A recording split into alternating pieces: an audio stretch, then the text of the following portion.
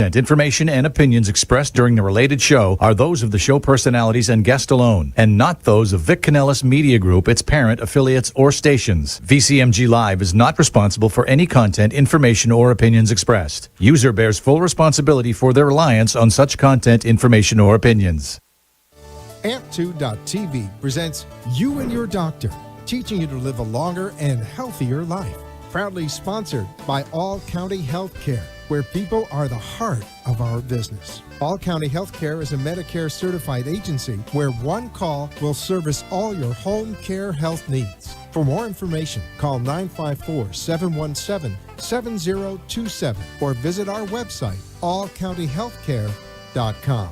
Now, let's get informed to living a longer and healthier life. Here is your host for today's show. Welcome back to another episode of You and Your Doctor, sponsored by All County Healthcare. We are a certified home healthcare agency. We're servicing Miami-Dade, Broward, and Palm Beach County. You can reach us directly at 954-717-7027. I am your host, Louise Gomez. And tonight, we have Dr. Constance Katsafanas, who is a vascular neurologist with Marcus Neuroscience Institute. You can reach the Institute at 561-955-4600. The website is baptisthealth.net/Marcus Neuroscience Institute.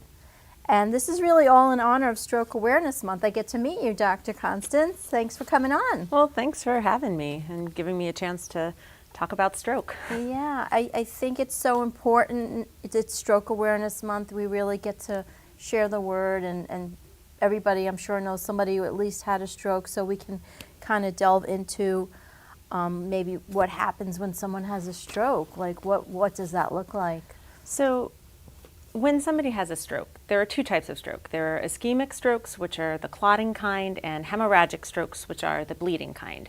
So I'm going to talk a little bit about the clotting kind, which is the more common one, and what people think of when they think someone's having a stroke.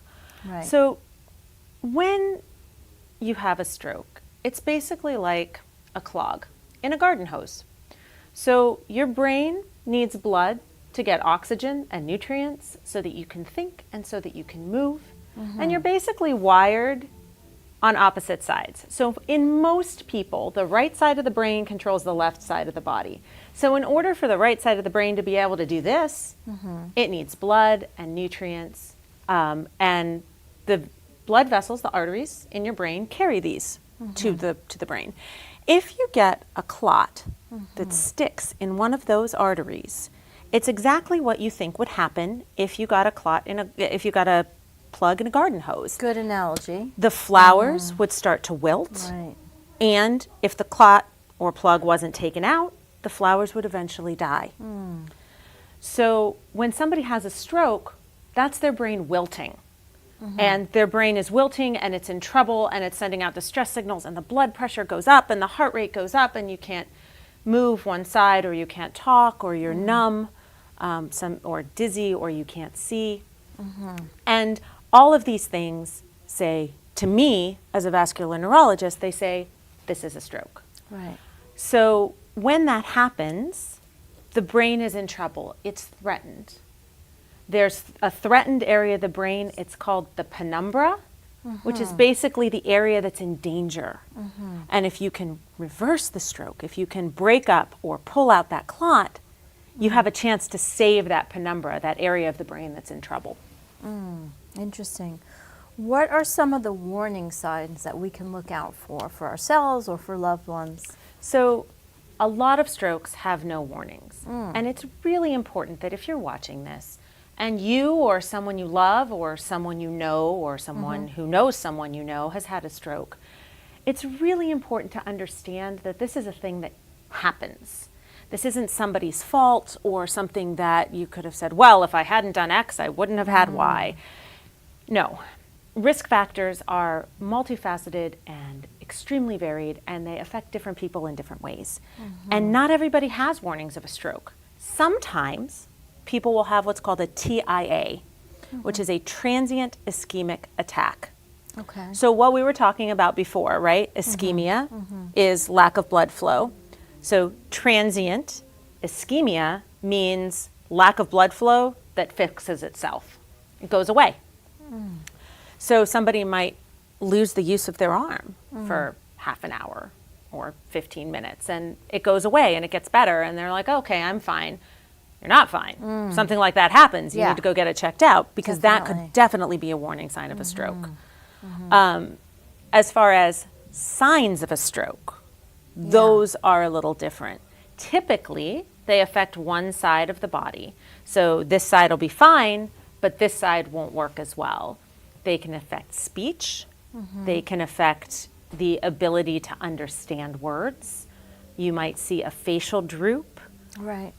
or dizziness, inability to stand, inability to use a hand or an arm or a leg. These are all signs of a stroke. Yeah. I know it all too well. I saw my mother have a stroke, so I'm sorry. yeah, That's so as- incredibly scary, it was. and was. it sticks with you. Yeah. She had high blood pressure, so I didn't know if that had something to do with it. So high blood pressure is a risk factor for stroke. It is, right? And you might say, how is high blood pressure a risk factor for a blood clot? Shouldn't that push blood through more? And I just said earlier that when you have a stroke, your blood pressure goes up. So right. how could high blood pressure be a risk factor? The tubes that carry your blood, the arteries, they like to be soft and they like to be squishy. And the blood just likes to kind of flow through. But when you have high blood pressure, it hammers on those arteries all the time. And it causes little injuries inside, and those Right. little injuries can form clots.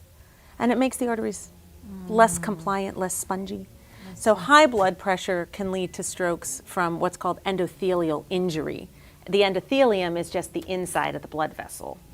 So high blood pressure is a risk factor for stroke that way. So who would we say is most at risk for a stroke? Would I be at risk if I know, let's say my mom had it, my grandmother had it? So would that? Sure. So family history definitely plays a role in all aspects of health. Right. When I, as a stroke doctor, look at a family history, if you tell me my grandma has stroke Yes. at 92, I am less concerned Okay. that this is a family history problem. Really? If you tell me my mom had a stroke at 45, Okay. I start thinking about rare causes of stroke, like hereditary causes of stroke, things that can really up your risk factors. There are genetic diseases that can predispose you to stroke. I see. As far as who's most likely to have a stroke, it would be somebody with those very specific things, of course, but also independent risk factors for stroke. So when I say an independent risk factor, I mean a thing that when you look at somebody that has this thing versus somebody that doesn't have this thing, they're more likely to get a stroke. Uncontrolled diabetes, right. uncontrolled hypertension, smoking. Right. And now we're learning and we're looking more into things like how much you move, how sedentary you are versus how much you move. Right. I had a professor in medical school who said, move more, sit less, eat food, mostly plants. And that was makes it sound so and that easy, was right? right. Yes. I was like, well, that's why Yeah. do I have a job?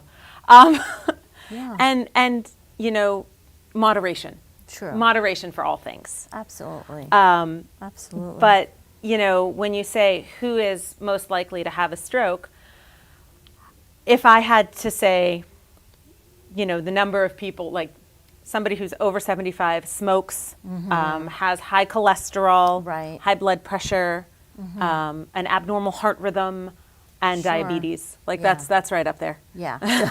That sounds like So that's a perfect storm. yeah, perfect storm for that. But people are living longer. Medical science is incredible. Yes. So we're seeing more. We see more pathology build up over time because none of these risk factors happen overnight. If you're watching this and you're in your 40s, Right. and you say, "Oh my God, I have diabetes. I'm going to have a stroke." No, not necessarily. That doesn't mean that that's going to happen. But diabetes is a modifiable risk factor, which means you can take steps to control it so that it doesn't become a risk factor as you age. Yeah. Same with cholesterol. Right. So it sounds like our lifestyle, we have a huge component as far as us taking, the right steps towards. We do. You are absolutely the driver of your own health. Now, can perfectly healthy marathon runners have strokes? Absolutely. Right. Is it as common as 75-year-old guys who sit around and drink and smoke all day? It is not. Right, right. The one important thing that, I mentioned, if you're watching this and you're 40, we're really bad at going to doctors. Yes. Like we are really, really bad at going to doctors because nobody wants to be told that they need to do something for their health. But finding out that you have cholesterol in your 30s or 40s can be a phenomenal gift. Absolutely. Because you can address this problem. So, if I had one piece of advice, it would probably be see a primary care doctor. They're your first line of defense against a lot of these things. This is true. So that just leads right into what can we do to lower our risks. You said see your primary care doctor. See your primary care doctor and follow their advice. They went to school for a long time. And they're pretty good at this. Move more, sit less. Right. Things in moderation, alcohol, sweets. Yes. Lower BMI is good, but a BMI that's too low is not good. BMI is a scale that, a body mass index is a scale that tells how overweight or underweight someone is. And it's not the best scale, but being horribly overweight is definitely cause for concern. Right. So. It's just the gateway to so many other It is. And illnesses. Your primary care doctor is really your gateway to good health. Yes. Don't smoke. If you smoke, quitting is the single best thing you can do for your health. That's great It advice. is. The impact of quitting cigarettes is immeasurable. And vaping is so rampant amongst the youth. It is. And when something's new and not well understood, there are, of course, a myriad of concerns with it as well. And I mean, vaping's not new, but it's newer than a cigarette. Yes, absolutely. So, all of these things have long downstream health consequences. This is so true. So true. So we did talk about age. You did give a great example of, if someone is younger and they have a risk, or, somebody who's running a marathon, and So if talking about age, if I said to you, what do you think young is? Well, it's all relative, right? Right. Because I'm 58, so for me, young now is anything under 50. Sure. Right. What do you think if you were to look at somebody and say, that person's old? What would you take a guess?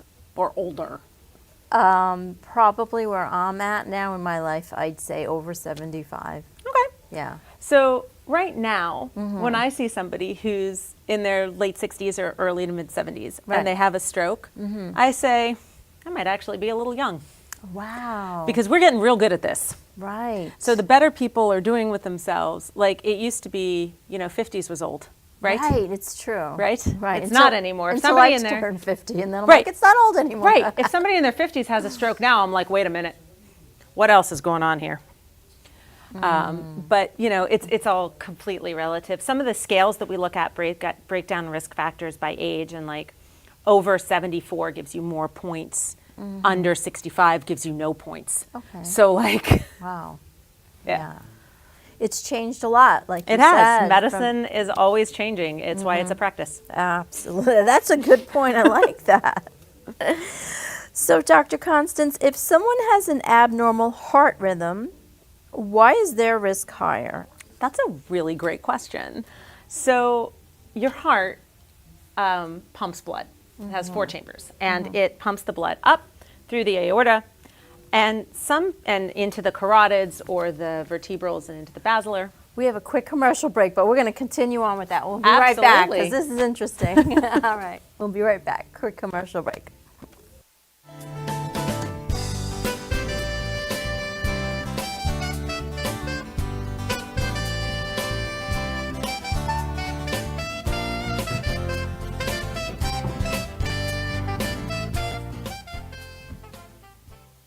All County Healthcare has exciting news for any and all patients with COPD, or other respiratory ailments. Listen to what renowned pulmonologist Dr. Keith Robinson has to say.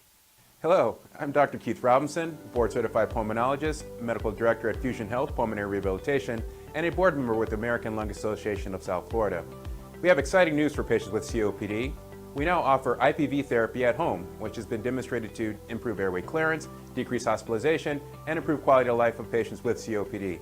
Please call All County Healthcare for more information about this FDA-approved therapy.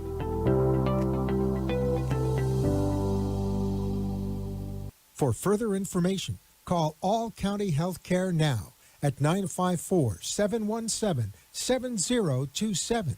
That is 954-717-7027. Or visit our website at allcountyhealthcare.com. You can also find us on Facebook, YouTube, Twitter, Instagram, and LinkedIn. Remember, All County Healthcare always puts the patient's needs first. You are listening to You and Your Doctor, Living Longer and Healthier, an informative show that helps you find answers to questions you always wanted to ask, but did not have that somebody that could make a difference in your life. Call into the show if you have a question at 888-565-1470, and we will put you on the air to inform all our listeners. Now, back to our show. Thank you for tuning back in, everybody. We are with Dr. Constance, and we're talking all things stroke. It's Stroke Awareness Month. She is a vascular neurologist with Marcus Neuroscience Institute, and you can reach them at 561-955-4600. Also, baptisthealth.net/Marcus Neuroscience Institute. Dr. Constance, we were having a great conversation. I'm sorry I had to cut you off, but the question was, if someone has an abnormal heart rhythm, why is their risk higher? So let's get back into that. So we were talking about how the heart squeezes and pumps blood all the way up into the carotids, which are the two arteries, one on either side of the neck, and the basilar artery, which is the artery in the back of the brain. When your heart is beating correctly, I mean, we all remember the videos from grade school, right? Lub-dub, lub-dub, lub. Yep, there it is. Mm-hmm. When your heart is beating correctly, this is synchronized, and all of the blood is moving, and your ejection fraction, which is the percentage of blood that gets pushed up in each beat, is the right number. And there's not blood just sitting around. Blood just sitting around is very bad. Oh. So if somebody has something like atrial fibrillation, which is called commonly, you might have heard of AFib. Okay, yes, I have. It basically means the atria, which is the top of the heart, fibrillates, which means it just kind of like quivers. Okay. And it might not do it all the time. It's called paroxysmal AFib. Okay, so it's random. Right, it can be random. So if your doctor suspects you have it, or if you have a stroke when you're younger, you might have to wear something called a Holter monitor, which is a heart rate monitor, or get something implanted called a loop recorder to kind of tattle on your heart. That sounds super scary, have something implanted. But a loop recorder is about the size of a matchstick. It just lives under your skin and it tattles on your heart remotely. Okay. So if you have this abnormal rhythm and the atrium isn't squeezing the way it's supposed to, the lub and the lub-dub, the blood pools. And when blood pools, what happens if it, sorry, this is a little gross, what happens if you've got a spot of blood on the floor and it's just sitting there? Yeah. It's going to clot. Remember what I said a stroke was? It's clots. Yes. So if the blood just sits there and clots, eventually when it gets down into that ventricle is going to whoop and pop that clot right up. Oh, I see. That's why it raises your risk. So sometimes you'll see young people who actually have strokes from AFib or have a very high stroke risk because they have this this abnormal heart rhythm. That's so interesting. I'm glad I learned that. Yeah, one of my good friends in college had AFib, perfectly healthy. Really? Yeah. So how would somebody know if they have an AFib? They would just in their routine physical through the doctor. Back to basics, going back to the doctor, right? So sometimes it's caught on a routine physical if they do something called an EKG, which is where they put the stickers on your chest. Yeah. Sometimes it's caught because I've actually had a few people who caught it from their Apple Watch. Really? Because their Apple Watch picks up an abnormal heart rate. Some people think that it might be like panic or palpitations, and they ask their doctor about it, and their doctor says, well, let's get a heart rhythm monitor check. So yeah, communication with your doctor and awareness of your own health is key. I can't stress this enough. If something feels wrong, it's very possible something is wrong. So you should be empowered to talk to your doctor. This is true. We have our own intuition. We do. We can't deny that. And, you know, if I had a nickel for every time somebody told me, like, yeah, but I don't feel like I can just talk to my doctor, you know, I would probably not need to practice medicine. But then you need a different doctor. Right. Like, I don't have any better advice than that. I know. So let's talk about the time factor. So how important is the time factor when it comes to treating a stroke? Let's talk about that. Time is the most important thing. Right. Time is brain. Time is brain. When somebody is having an ischemic stroke, so blood clot, they're losing 1.9 million neurons per minute. Wow. That's a lot. And I don't know about you, but I don't have a whole lot to spare. Neither do I. Neither do I. I've got a 5-year-old and a medical practice. Like, no, I don't have neurons to spare. Wow, that's an alarming statistic. It is a terrifying statistic as a neurologist, because when I'm sitting there and I'm waiting for somebody to get back from CT scan, or I'm waiting for somebody's family to tell them the last time they saw them normal, and I'm just sitting there thinking, this is a lot of neurons. Right. Time is critical. Now, we've talked a lot about what goes wrong in a stroke, but let me tell you what can go right. If you call 911 the minute you suspect somebody's having a stroke, if you are talking to someone and they can't talk to you and they can normally talk to you, and if something, my general rule for people is if something on your body stops working that was working previously, please call a doctor immediately. Absolutely. That is my rule. Like, this arm, not working? Right. Was it working 5 minutes ago? Go to the doctor. Right. If you call 911 quickly, Yes. we have a medicine. At Baptist, we use a medicine called TNK, which is tenecteplase. Tenecteplase is a close cousin of a medicine called alteplase, which is called TPA, which is a clot-busting medicine. Okay. So these medicines break up blood clots. Remember how I told you about that little clot getting stuck in that hose? Yeah. The job of these medicines is to break up those blood clots and allow flow to be restored. It's, Right. if you'll pardon my inelegance, it's kind of like Drano. Exactly. And it, you know, calling 911, because I feel like the ambulance is going to give them a heads up, and I'm imagining they'll be prepared They with alert. that. the Exactly. alert. So you can't, only very specific ambulances can give what's called thrombolytics, which is TPA and TNK in the ambulance, because you have to get a head CT first. Sure. And that head CT tells you whether it's a bleeding stroke or a clotting stroke. You can imagine how bad it would be if you gave that medicine to somebody having a bleeding stroke. So if you get to the hospital fast enough, Right. you might be eligible for this medication if you're having a stroke. The outside window is 4.5 hours. Right. And there are things that can make you less of a good candidate I for this see. medicine. I see. But, you know, the neurologists at the hospital are really well trained in this, and so are all the emergency medicine doctors. I was just going to ask you, because we have like literally 1 minute left. So what does the team at Marcus Institute do for patients coming in for the stroke? So it's a stroke alert. So the Yep. first thing you do is you get a head CT, you get the history, you find out the last known well, you find out if there's anything that stops this person from being eligible for this med, and you give it. And then if you see the clot, if the clot is big enough, they might Right. go for endovascular retrieval to pull the clot out. Really? Yeah. Interesting. Through the vascular system, they can thread up a catheter and pull it up. So amazing how technology is just changing so rapidly for all of our benefits. It's incredible, and it's an incredible joy and privilege to be able to be a physician in this environment where I can help people on what's oftentimes the worst day of their life. Oh my God. Thank you. We're going to end on that beautiful note. It was such a pleasure meeting you, Thank Dr. you Constance. so much for You did a having great me. job. Thank you. Thank you for sharing your gift with the world. We appreciate that. Have a great night, everybody. We'll see you next week.